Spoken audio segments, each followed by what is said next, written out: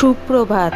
আজ আমি আপনাদের যোগবাশিষ্ঠ রামায়ণের বৈরাগ্য প্রকরণের অষ্টাদশ সর্গের দেহ নিন্দা অংশটি শোনাব। নমস্কার। রামচন্দ্র কহিলেন, হে মুনীন্দ্র, ইহ সংসারে এই যে জীব দেহ স্ফুরিত হইতেছে, ইহা কেবল বহু সংখ্যক আর্দ্র নারী দ্বারা পরিবেষ্টিত, বিকারযুক্ত ও পতনশীল। সুতরাং এই জীব দেহ কেবল দুঃখের কারণ ব্যতীত আর কিছু নহে। এই জীব দেহ জড় হইলেও চিদাত্মার অধ্যাস হেতু চেতন প্রায় ও অভব্য হইলেও ভব্যের ন্যায় হইয়াছে। ইহাকে সাধারণ জড় বা চেতনার মতো নির্দেশ করা যায় না। দেহ জড় কি চৈতন্য বিশিষ্ট এইরূপ সংশয় দুষ্ট মন ও বিবেকহীন বিমূঢ় আত্মাশ্রয় দেহ মোহই প্রদান করিয়া থাকে। ইহাতে অল্পেই আনন্দ ও অল্পেই খেদ আসিয়া উপস্থিত হয়। সুতরাং এই দেহের ন্যায় শোচনীয়, নিকৃষ্ট ও ঘৃণহীন আর কিছুই বিদ্যমান নাই। এই দেহ সর্বথা বৃক্ষরূপেই প্রতিভাত হইতেছে। ইহা দশন রাজি রূপ কেশরে বিরাজিত ও ঈষৎ হাসরূপ পুষ্প দ্বারা নিয়ত শোভিত। ইহার শোভা অতি অল্পকালই প্রকাশিত হইয়া থাকে। দেহের গুজযুগ ইহার শাখা, অংশভাগ স্কন্দ, নয়নদ্বয় গর্ত, শিরদেশ বৃহৎ ফল, কর্ণদ্বয় কাষ্ঠ, কুট্টক পক্ষীর চঞ্চু প্রহার কৃত ছিদ্র এবং কর ও চরণ ইহার পল্পক। ইহা গুল্মবান ও শাস্ত্রাদি দ্বারা ছেদন ভেদনের যোগ্য। এই দেহবৃক্ষে বুদ্ধি ও জীব এই দুটি পক্ষী সতত বসতি করিতেছে। ইহা কান্তিরূপ ছায়াশালী ও জীবরূপ পান্থগণের বিশ্রামস্থল। এই দেহবৃক্ষ কাহার আত্মীয় এবং কাহারই বা পর, ইহাতে আবার আস্থা এবং অনাস্থাই বা কি? হে তাত, এই সংসার সাগর সন্তরণ করিবার নিমিত্ত পুনঃ পুনঃ নৌকাতুল্য দেহলতাকে অবলম্বন করা হইতেছে, পরন্তু ইহাতে কাহারও আত্মভাবনা হইতেছে না। বহুতর ছিদ্রযুক্ত ও লোমরাজিরূপ অসংখ্য তরু সমন্বিত এই দেহ নামক শূন্য অরণ্যে অশঙ্কিতভাবে বাস করিতে কাহার বিশ্বাস হয়? চর্মাদি নির্মিত ধ্বনিহীন অসার পটহের অভ্যন্তরে যেমন বিড়াল বাস করে, সেইরূপ আমি এই মাংস, স্নায়ু প্রভৃতি গঠিত অসার শরীরের মধ্যে অবস্থান করিতেছি। যে উপায়ে ইহা হইতে বহির্গত হওয়া যায়, সেই উপদেশ শব্দ আমার শ্রবণ গোচর হইতেছে না। হে মুনে, এই দেহরূপ বটবৃক্ষ আমার নিকট কিঞ্চিৎ মাত্র সুখের কারণ নহে। ইহা সংসাররূপ মহারণ্যে সদ্ভূত হইয়াছে।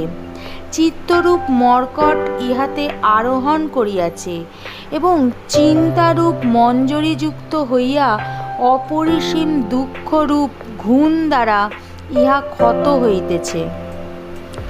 এই দেহ তরু তৃষ্ণারূপিণী ভুজঙ্গিনী বাসস্থান ও কোপরূপ বায়সের আলয়। ইহা স্মিতরূপ প্রফুল্ল কুসুমে শোভিত হইতেছে। শুভ ও অশুভ এই দুইটি ইহার মহাফল।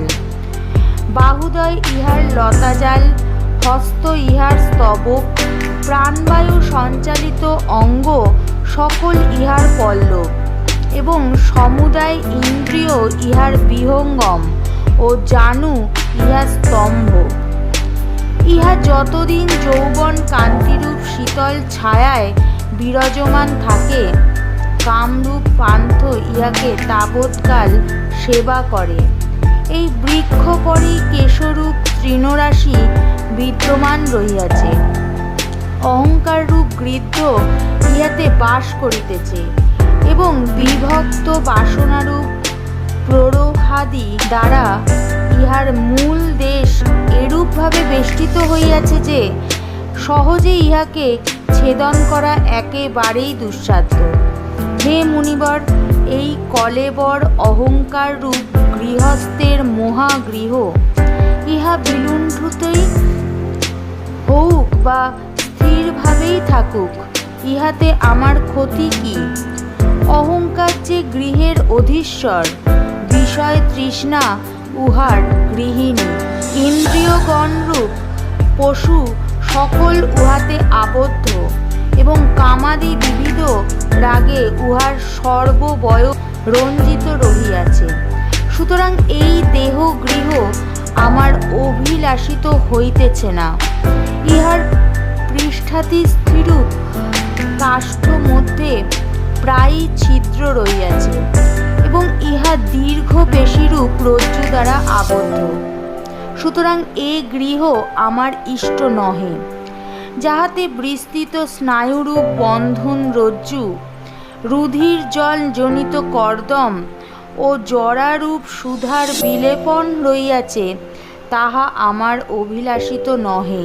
চিত্তরূপ ভৃত্যের বিবিধ চেষ্টা দ্বারা যাহা স্থিরভাবে বিদ্যমান এবং মিথ্যা মোহ যাহার বিশাল স্তম্ভ, আমি সেই গৃহে নিষ্পৃহ। যথায় দুঃখরূপ শিশুর ক্রন্দনধ্বনি, সুখরূপ শয্যার রম্যতা ও যাহাতে দুশ্চেষ্টা রূপিণী দগ্ধ দাসী বর্তমান, আমি সেই গৃহে অভিলাষী নহি।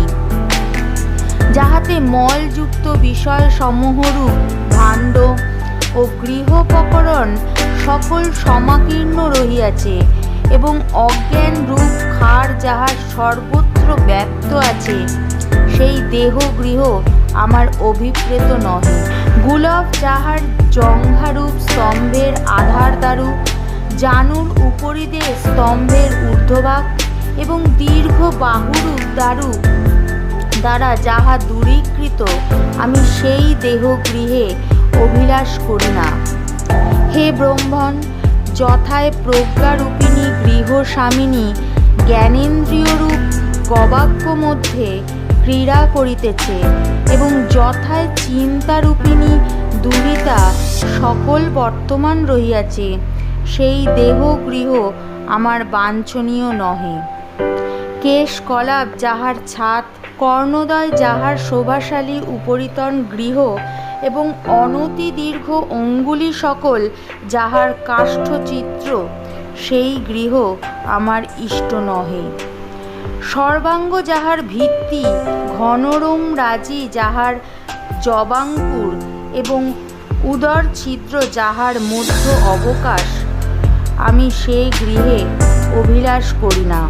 যথায় নখর নিকর রূপ লুতা তন্তু রহিয়াছে, ক্ষুধারূপিণী কুকুরি চিৎকার করিতেছে এবং প্রাণরূপ প্রভঞ্জন ভয়ঙ্কর শব্দ করিতেছে, তাদৃশ দেহ গৃহ আমার অভীষ্ট নহে। যথায় প্রবেশ ও নির্গমন বিষয়ে বেগবান বায়ু ব্যগ্র রহিয়াছে ও যাহা ইন্দ্রিয়রূপ গবাক্ষ জালে বেষ্টিত, সেই গৃহে আমার অভিলাষ নাই। যে গৃহ জিহ্বারূপ অর্গল সমন্বিত বদনদ্বারে ভীষণ হইয়াছে এবং যথায় দন্তপঙ্ক্তিরূপ অস্থিখণ্ড দৃষ্ট হইতেছে, তাহা আমার ইষ্ট নহে।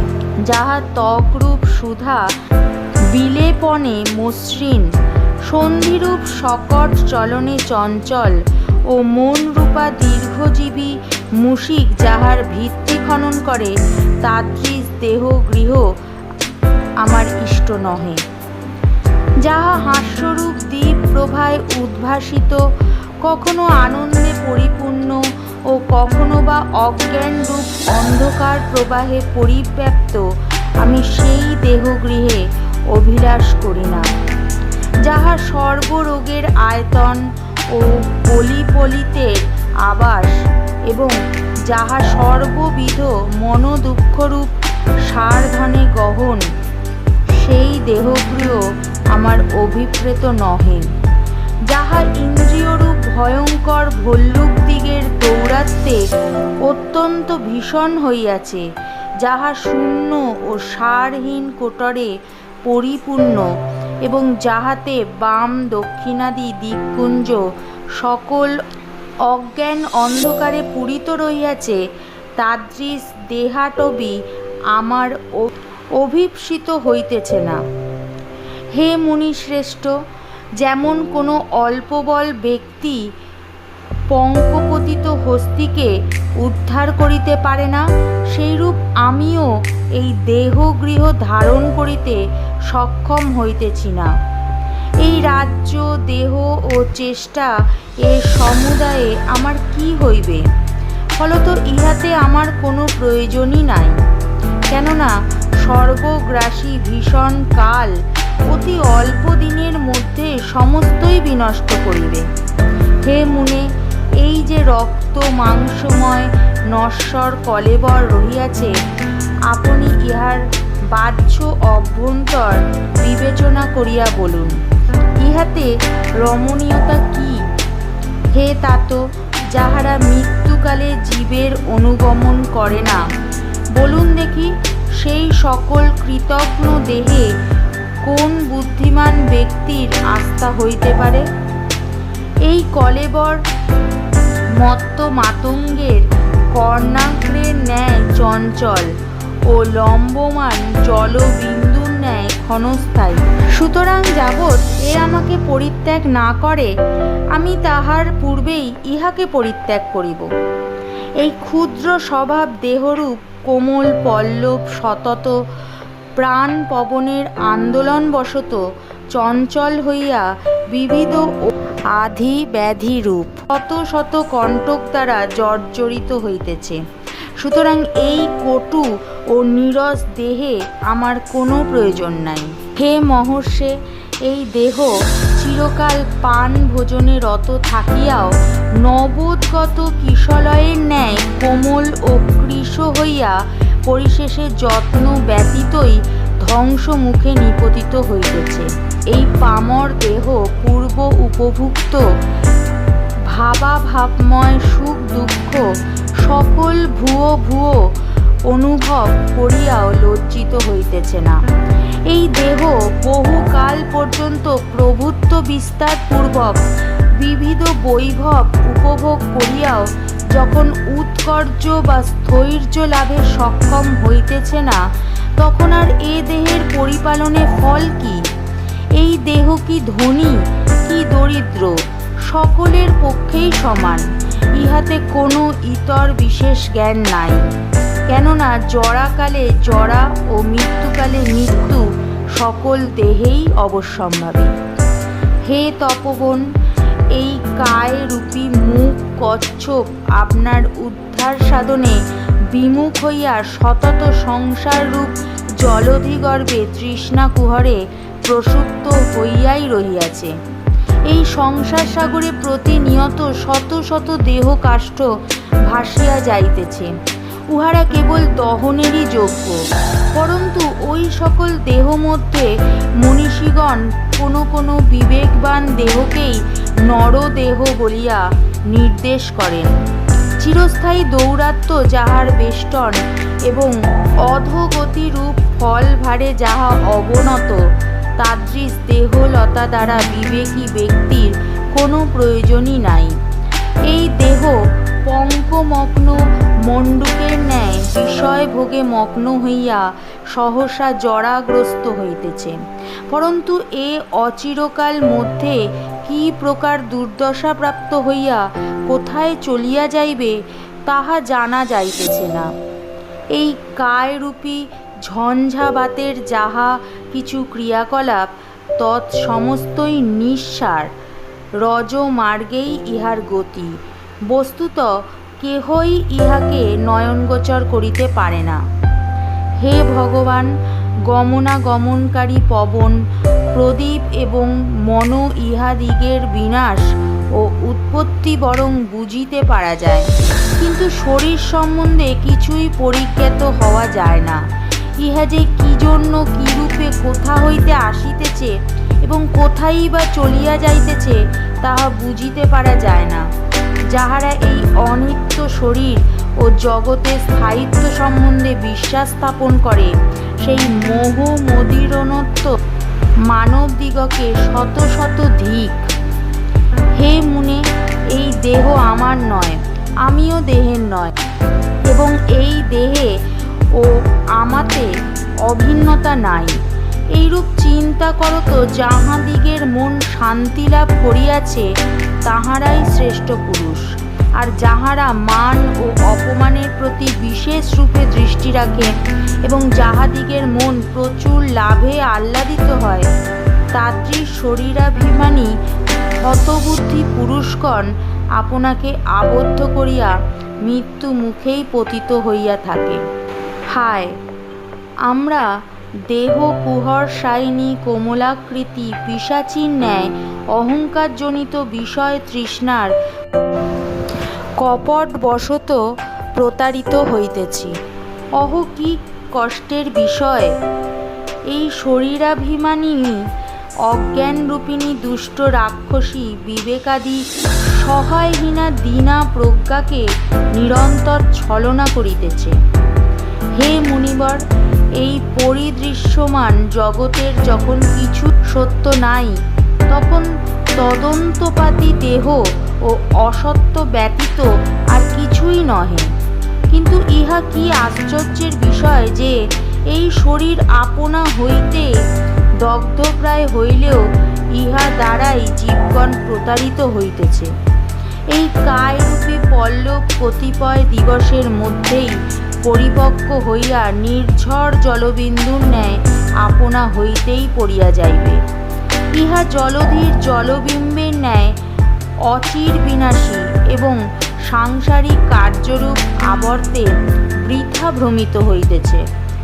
হে দ্বিজ, এই দেহ মিথ্যা ভূত অজ্ঞানের বিকার, স্বপ্ন ভ্রমের আলয় ও নশ্বরত্বের স্পষ্ট প্রমাণ। সুতরাং ইহাতে আমার ক্ষণকালের নিমিত্ত আস্থা হইতেছে না। যে ব্যক্তি বিদ্যুৎ শারদীয় মেঘ ও গন্ধর্বনগর এই সমুদায়কে চিরস্থায়ী বলিয়া বিশ্বাস করে, সেই এই দেহকে স্থায়ী বলিয়া বিশ্বাস করুক।